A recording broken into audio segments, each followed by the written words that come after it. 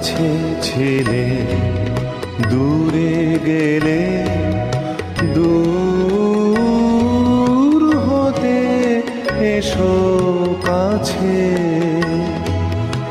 প্রায় 1 মাস হয়ে গেল লকডাউনে বাড়িতে বসে আছে। কাছের মানুষরা সব দূরে চলে গেছে। দূর থেকে কাছে আসার আশায় অনেকেই দিন গুনছেন তাদের প্রিয়জনের পথ চেয়ে।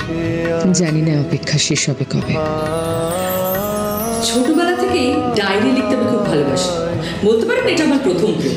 কিন্তু এই কর্মব্যস্ততায় কোথায় যে উধাও হয়ে গেছিল প্রেমটা, এই লকডাউনে আবার তাকে টেনে নিয়ে এসেছি। এই রোজকার ভালো লাগা না লাগা, যা যা ঘুরছে, যা যা দেখছি আশেপাশে, সব লিখে রাখি এখানে। এখন শুধু मैं और मेरी डायरी। কোনো ভাইরাসকে ঢুকতে দেবো না আমাদের মধ্যে, বলে দিলাম।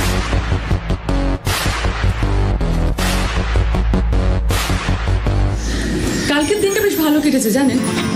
ইনফ্যাক্ট এক একটা দিন কিরকম নতুন করে আসছে আমার কাছে, ভালো লাগছে বেশ। তবে একটা জিনিস আমি বুঝতে পেরে গেছি, যতই বাধা আসুক, যতই ঝড় আসুক, সেগুলো আটকাবার ক্ষমতা কিন্তু আমার আছে।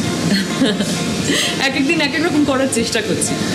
তবে কি জানেন, আমার প্রফেশনাল বন্ধুবান্ধব বা ছোটোবেলার বন্ধুবান্ধব বা আত্মীয় পরিজন, পরিবারের লোকজন, এই সবার ওপরে কে আছে জানেন? আপনারা। এক্স্যাক্টলি, জি বাংলার দর্শকরা। আমি তো আপনাদেরই দেবযানী, আর তাই তো বারবার ছুটে আসি আপনাদের কাছে। যেমন আজ এসছি প্রিয় তারকার অন্দরমহল নিয়ে। এই সময়টা হলেই আমার খালি মনে হয় আপনাদের সঙ্গে আড্ডা মারি, একে ফোন করি, তাকে ফোন করি। যাই হোক, আজকে কার সঙ্গে আড্ডা মারবো ভাবতে ভাবতে হঠাৎ সন্দীপ্তার কথা মনে হলো। কেন জানি না, মেয়েটা কি করছে, কেমন আছে। তারপর আবার কি শুনলাম জানেন, সিঁড়ি থেকে পড়ে গিয়ে হাত পায়ে চোট পেয়েছে। তাই ভাবলাম আজ ওর অন্দরমহলে যাওয়া যায়।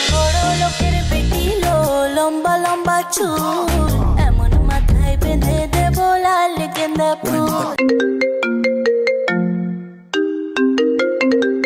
এই সন্দীপ্তা, দেবযানী দি, এই তুমি না খুব ভালো সময় ফোন করেছো জানো তো। আমি এক্ষুনি নাচ প্র্যাকটিস শুরু করছিলাম। রোজ তো মা বাবাকে দেখাই, আজকে তোমাকে আমার নাচ দেখাবো। ওমা একে রে, এই যে শুনলাম তোর পায়ে চোট লেগেছে। দেখেছিস কত কিছু রটে। যাকে ভালো টাইমে এসে পড়েছি। বল, নাচ প্র্যাকটিস করছিলিস? কতদিন তোর নাচ দেখিনি, চল দেখি একটু। দেখো,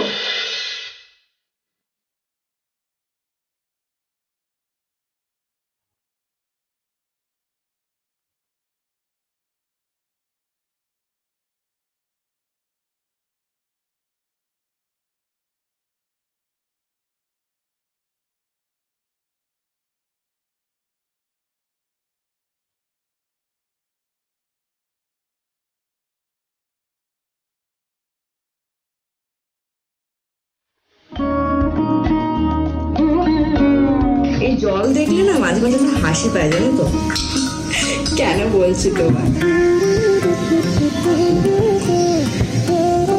ছোটবেলায় একবার মা বাবা আমি পুরী ঘুরতে গেছিলাম। তখন ক্লাস 5-এ পড়ি। সেখানে গিয়ে, আচ্ছা এই কথাটা মা বাবার সঙ্গে বললে আরো বেশি মজা হবে, চলো ওই ঘরে যাই। আকাশ ভরা সূর্য তারা বিশ্ব ভরা প্রাণ, তাহারি মাঝখানে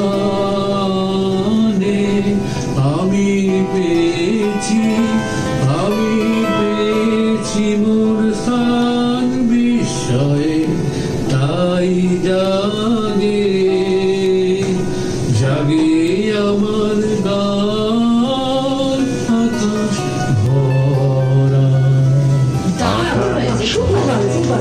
আচ্ছা শোনো, বলছি ফোনে আমার সাথে কে আছে দেখো, দেবযানী। নমস্কার, আপনাদের অন্দরমহলে ঢুকে পড়েছি। নমস্কার নমস্কার। বাহ, আপনি তো খুব ভালো গান গান। আচ্ছা বলছি মা, দেবযানী দিকে বলো না পুরীর ঘটনাটা। কোনটা বলতো? আরে ওই তো পুরীর সমুদ্র, নুলিয়া, আমার অবস্থা। ও আচ্ছা আচ্ছা, আমরা একবার পুরীতে গেছিলাম, ও তখন ক্লাস 5-এ পড়ে। হ্যাঁ, তখন আমি সাঁতারও কাটতে শিখিনি। তা আমরা বিচে ঘোরাঘুরি করছি, তা একটা নুলিয়া এসে বলছে চলো তোমাকে টিউবে করে আমি সমুদ্রটা ঘুরিয়ে নিয়ে আসি। হ্যাঁ, তারপর যেটা হলো, সে আমাকে নিয়ে গেল সমুদ্রের মধ্যে। বেশ খানিকটা যাওয়ার পর হঠাৎ একটা বিশাল বড় ঢেউ আসে। একদম আমাকে আর নুরিয়াকে আলাদা আলাদা করে দেয়। মানে ওর টিপটা হাতছাড়া হয়ে যায়। আমার তো মানে নাকে মুখে জল ঢুকে কি অবস্থা হতে পারে বুঝতেই পারছো। হ্যাঁ, আর নুলিয়াটা নুরিয়াটা তারপর খানিকক্ষণ পর স্টেডি হয়ে সে এলো, এসে আমাকে মা বাবার কাছে আবার পৌঁছে দিয়ে গেল ঠিকই, কিন্তু অবস্থা খুবই খারাপ ছিল। কিন্তু মজার ব্যাপার কি বলতো, মানে এই ঘটনাটা ঘটার পরেও কিন্তু আমার অ্যাডভেঞ্চার স্পোর্টসের ওপর বা অ্যাডভেঞ্চারের ওপর কিন্তু ভালোবাসা একটুও কমেনি, বরঞ্চ আরো বেড়ে গেছে। আচ্ছা আচ্ছা ঠিক আছে, আমি এখানে তোমার সাথে সব গল্প করবো না। বাবা ডিস্টার্ব করবো না, তুমি আমাকে গান শোনাও, আমি দেবদানীদের সঙ্গে পাশের ঘরে গিয়ে কথা বলছি। ওকে ওকে ওকে ওকে ঠিক আছে ঠিক আছে। তোমার যেটা বলছিলাম, আমার না ছোট থেকে অ্যাডভেঞ্চার স্পোর্টসের উপর মারাত্মক শখ। আর সব থেকে ইন্টারেস্টিং ব্যাপার হতো যে এই সব কিছুতে আমার মা বাবা প্রচন্ডভাবে সাপোর্ট করেছে। আমার বাবা ছোট থেকেই বলতেন যে নিজের দায়িত্ব নিজে নিবি, নিজে কোনো সমস্যায় পড়লে সেটা নিজে সলভ করার চেষ্টা করবি। তো এইভাবে আমার বড় হয়ে ওঠা। আর কখনো বাধ্যবাধকতা ছিল না যে এটা করতে হবে, এটা করবে না, ওটা করবে না, এটা নয়। তো এই যে মানে আমার ওপর তারা অগাধ বিশ্বাসটা করেছেন, আর তার জন্যই না কোথাও ওই বিশ্বাসটাকে আমি মিসইউজ করিনি। আমারও মনে হয়েছে যে না, আমাকে তারা যখন এত বিশ্বাস করেছে তখন সেই বিশ্বাসের মর্যাদাটাও আমাকে দিতে হবে। প্রচুর বন্ধু বান্ধবদের সঙ্গে ঘুরেছি, আড্ডা মেরেছি, কিন্তু ঠিক সময় বাড়িও চলে এসেছি। আর সব থেকে মজার ব্যাপার হচ্ছে যে আমি সবকিছু এসে মা বাবাকে গল্প করতাম। তো আর এমনিতেই দেখো ছোট থেকে আমার খুব সিলেক্টিভ বন্ধু বান্ধব। তো কারা কারা আছেন আপনার এই সিলেক্টেড ফ্রেন্ড লিস্টে? আমিও একটু শুনি। রাহুল আছে, দেবপর্ণা আছে। এই দাঁড়া, দেবপর্ণা কি করছে রে? দেবপর্ণা বহাল তবিয়াতে আছে। তুই বলো না, কদিন আগে ওর বিয়ে হলো, তারপরে লকডাউন, তার মানে গিন্নিমা আমাদের দারুণ ভাবে গুছিয়ে সংসার করছেন। ওকে ধরবো ভিডিও কলে? হ্যাঁ হ্যাঁ, নিজে করছে, আমার খুব জানার ইচ্ছে। তুমি করো ওকে একটু ফোন। দাঁড়া, ওকে ধর, দেখি কি করছে।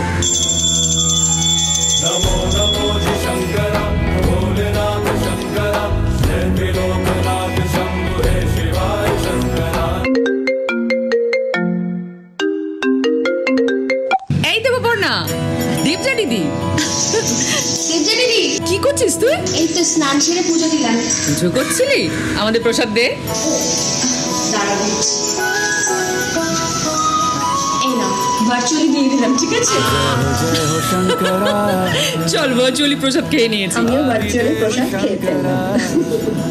এই দেবপর্ণা, দেবজনের দিকে দেখা না তো সেই অসাধারণ হাসিটা। আমার হাসি তো তুমি আমার থেকে ভালো করো, তুমি হেসে দাও না। এই সেটা কি? বলছি দেবজানিদি, ব্যাপারটা এরকম, দেবপর্ণা যখন হাসতে শুরু করে তখন সেই হাসি চলতেই থাকে, থামতেই চায় না। একটু একটু দেখাচ্ছি তোমার, ব্যাপারটা এরকম হয়।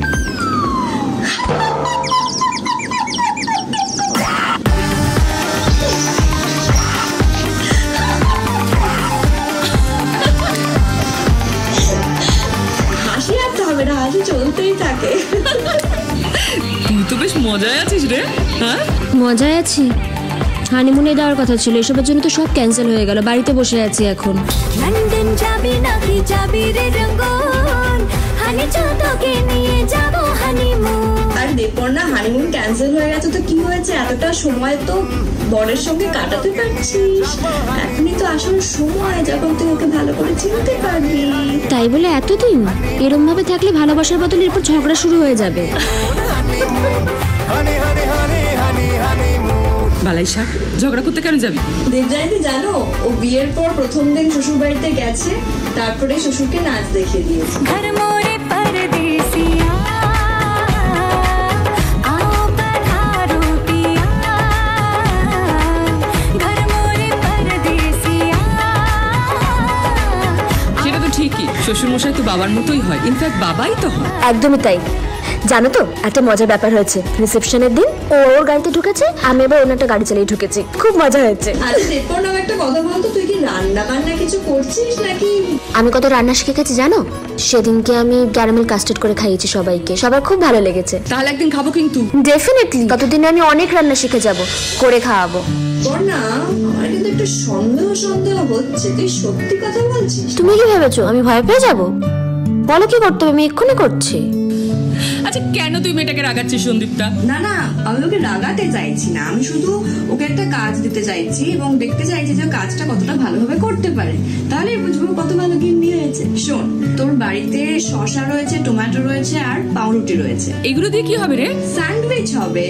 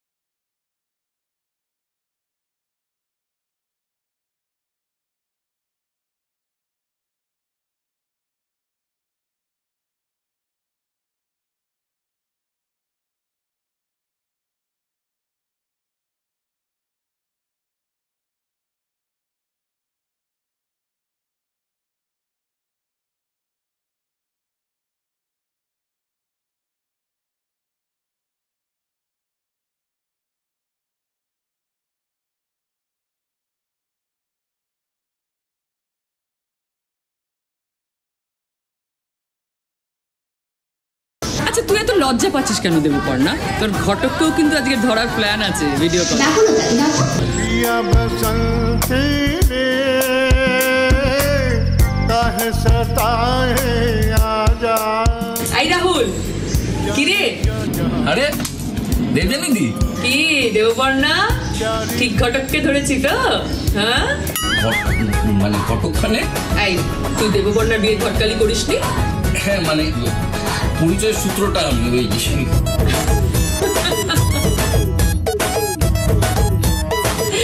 কি করছিস, গান শুনছিস? হ্যাঁ ওই আমাদের এই সময়ে একটা গান ওই পিয়া বসন্তী রে, ওইটা শুনছি। রাহুল দা, একটা গান হয়ে যাক না? কি বলছিস? এই লাইব্রেরিতে বসে গান হয় নাকি? এই তুই গান না গাইলে কিন্তু এবার আমি গাইতে শুরু করে দেবো। প্লিজ না স্যান্ডি, তুই গাছ না প্লিজ। Sandy please. এই কি কি কি গানের কেসটা কি? তুমি ভাবতে পারবে না সেই গানের ভ্যারাইটি। মানে একবার পাস করলাম তখন শুনছি ব্লু হ্যাঁ পানি পানি, পরের বার ফিরছি দেখছি আমার স্বাদ না মেটেলো। মানে পান্নালাল ভট্টাচার্য থেকে কিভাবে যে ইয়ো হানিতে পৌঁছে যায় তুমি ভাবতে পারবে না। আচ্ছা ঠিক আছে, আমি গান গাই, আমি কাউকে শোনানোর জন্য তো গান গাই না, আমার ভালো লাগে তাই গান গাই, ব্যাস। না তুই যখন কাউকে শোনাবার জন্য গাস না, তাহলে তুই ঘরের মধ্যে নিজেকে আটকে শোনালেই তো পারিস। তোর গান শোনা আরেকটু আমার হার্ট অ্যাটাক হয়ে যাচ্ছিল। রাহুল, তোমার মনে আছে সন্দীপ দিদির মুখে তুমি স্প্রে করে দিয়েছিলে?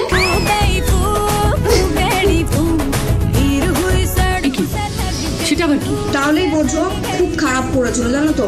আর শুধু তাই নয়, ও শুটিং এর সময় সেটে কতবার আমার ফোন লুকিয়ে রেখেছে আর আমার অবস্থা খারাপ। ওর গান থামাবার জন্য যে কোনো কিছু করতে আমি রাজি ছিলাম, মানে এটা ছাড়া আমার কাছে কোনো উপায় ছিল না। শুনি শুনি শুনি। এই না না না না প্লিজ না। ব্যাস সুযোগ পেয়ে গেছি, এবার আমি গাই। लगे जा गले के फिर हंसी रात हो न हो, शायद फिर इस जन्म में मुलाकात हो न हो। लग जा गले, मैं तो रास्ते से जा रहा था, मैं तो भेलपुरी खा रहा था, मैं तो लड़की घुमा रहा था, रास्ते से जा रहा था, भेलपुरी खा रहा था, लड़की घुमा रहा था। तुझको मिर्ची लगी तो मैं क्या करूं, तुझको मिर्ची लगी तो। রাহুল তো ঠিকই বলছে দেখছি। দেবজানিদি, তুমিও ভাবলাম তুমিও অন্তত আমাকে সাপোর্ট করবে, সব এই রাহুলের দোষ। শোনো দেবজানিদি, আমি কিন্তু এই বদলা চাই, আমাকে একটা বদলা নেওয়ার সুযোগ তোমায় দিতেই হবে। আমি সুযোগ দেওয়ার কে বাবা? তুই বদলা নিবি, তুই বোঝ। ব্যাস পারমিশন পেয়ে গেছি, এবার আমার বদলা নেওয়ার পালা। রাহুল শোন, তুই 1 মাস ধরে প্রচুর বই পড়েছিস, তোকে আমি 1 মিনিট সময় দেবো, 1 মিনিটের মধ্যে সমস্ত বই গুছিয়ে ফেলতে হবে, ঠিক আছে? রেডি? তোর টাইম শুরু এবার।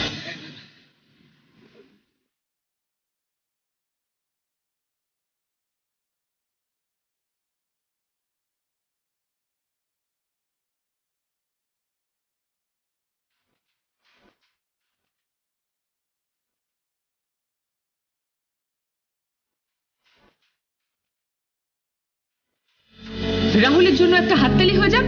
ও কিন্তু কাজটা করে দেখিয়ে দিয়েছে।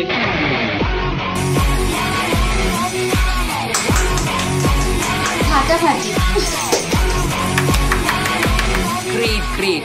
কিন্তু আমি আর তোমাদের মধ্যে নেই, বুঝলে, একদম আমি তোমাদের মধ্যে নেই। আচ্ছা আচ্ছা বাবা, রাগ করিস না।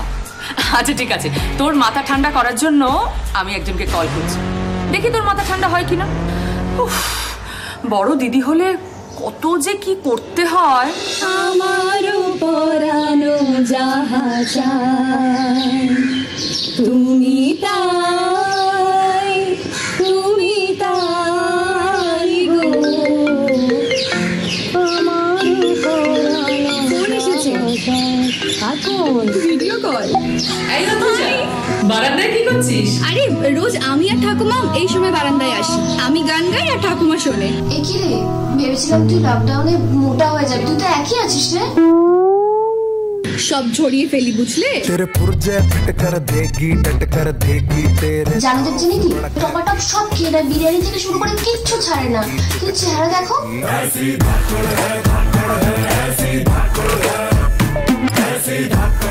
আরে অ্যাথলিট বলে কথা, তাই না? এই তুই তোর মেডেল গুলো দেখা দেবজানিদিকে। আচ্ছা তার আগে একটা গান গা প্লিজ প্লিজ প্লিজ প্লিজ, একটা গান হয়ে যাক। শোনাচ্ছি কিন্তু খুদ ধরলে চলবে না। हवा के झोंके आज मौसमों से रूठ गए, गुलों की शोखियाँ जो भमरे आके लूट गई। बदल रही है आज जिंदगी की चाल जरा, इसी बहाने क्यों ना मैं भी दिल का हाल जरा सवार लूं, हाय सवार लूं, सवार लूं, हाय सवार लूं। বাহ, খুব ভালো হয়েছে অদ্রিজা, খুব খুব খুব ভালো হয়েছে। আচ্ছা বলছিলাম কি, এবার আমি আরেকটা গান গাই? হ্যাঁ হ্যাঁ প্লিজ শোনাও না, তাহলে আমি কিন্তু চলে যাবো। রাহুল দা, আজ কিন্তু তুমি আর স্প্রে করতে পারবে না। তুই জানিস কেসটা? সারা পৃথিবীর লোক জানে কেসটা। তাহলে বোঝো আমার কি অবস্থা হয়েছিল। আচ্ছা ঠিক আছে, আমি আমি না হয় আর গান গাইছি না, ঠিক আছে? সন্দীপটা, ভূত কোথায় আছে আগে থেকে জানতে পারিস, মানে সেখানে গিয়ে ভূত কিছু আছে কিনা, কিছু আছে কিনা বুঝতে পারছিস? রাহুল, তুই যখন এখানে আছিস তখন আর নতুন করে ভূতের কি প্রয়োজন, তাই না? দেখেছো দেখেছো, দিদি আমি চললাম। এই রাহুল দা, না যাস না প্লিজ, থাক না। ঠিক আছে, আমি থাকতেই পারি, কিন্তু আমাকে এই দুজনকে চ্যালেঞ্জ করবার একটা সুযোগ দিতে হবে। সন্দীপ দিদি, মনে হচ্ছে ব্যাপারটা বুমেরাং হয়ে আমাদের দিকেই ফিরে আসবে। না দেখ দেবর না, মানে রাহুল কি আর এমন চ্যালেঞ্জ দেবে, এটা তো বলতে পারবে না এই সময় যে বাড়ি থেকে বেরিয়ে যা। অদ্রিজা, তোর মেডেল গুলো দেখা দিদিকে। এইটা চ্যালেঞ্জ ছিল তোর? বাবা খুব ভালো। অদ্রিজা, মেডেল গুলো দেখে দাও তো। প্রাইজ বলতে গেলে মেনলি যেটা বলতে হয় স্পোর্টসের জন্য আমার সমস্ত প্রাইজ, কারণ আমি যবে থেকেই আমার স্কুলে অ্যাডমিশন নিয়েছিলাম তবে থেকেই হচ্ছে স্পোর্টস মানে আমি ছিলাম হচ্ছে চ্যাম্পিয়ন, মানে চ্যাম্পিয়ন অফ চ্যাম্পিয়ন এরকম একটা ব্যাপার। এছাড়া আমার ডিস্ট্রিক্টের হয়েও খেলেছি, আমি রান আর লং জাম্প ছিল আমার মেন ইভেন্ট। তো রানের মধ্যে স্প্রিন্টার 100-200 মিটার রান আর লং জাম্প মেন আমার ইভেন্ট ছিল। সো সেখানেও আমি চ্যাম্পিয়ন হয়েছি। আমি স্টেটেও খেলতে গেছিলাম একবার, কিন্তু তারপরে আর সেভাবে প্র্যাকটিস আমার করা হয়নি। তারপরে আমার 11 হয়ে গেছিল আর শুটিংও চলছিল, তখন সবটা মিলিয়ে আমি আর সময় দিতে পারতাম না। তবে ইয়েস, আমি যতদিন খেলেছি ততদিন আমি চ্যাম্পিয়ন নিয়েছিলাম, সেগুলোই এটা আর কি, মানে সেইটাই।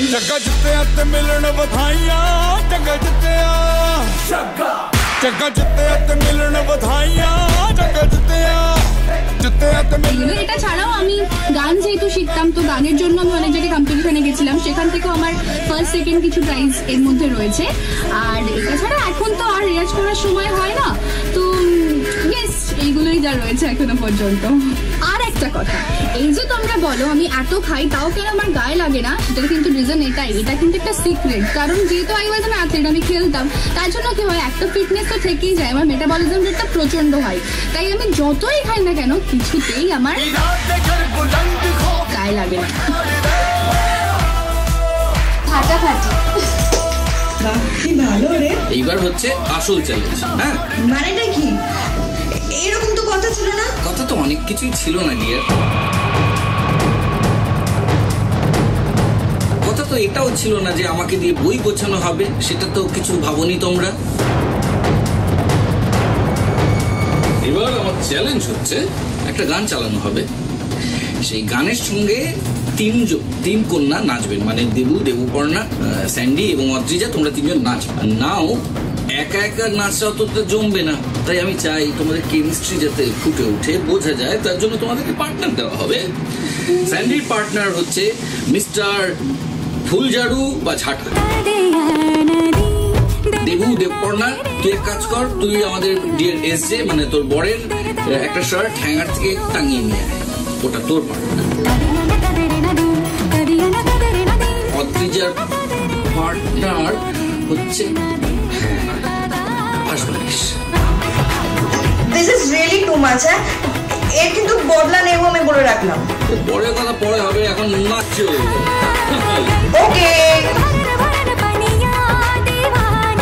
ঠিক আছে, আমি গান বাজাচ্ছি।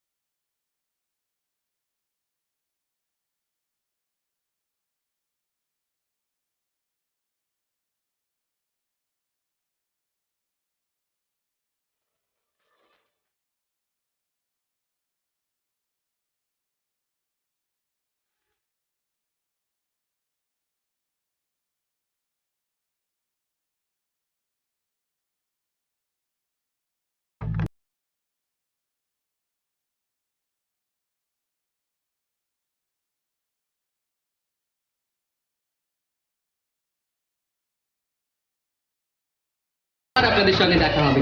ততক্ষণ ভালো থাকুন, সুস্থ থাকুন, আর হ্যাঁ, বাড়িতে থাকবেন।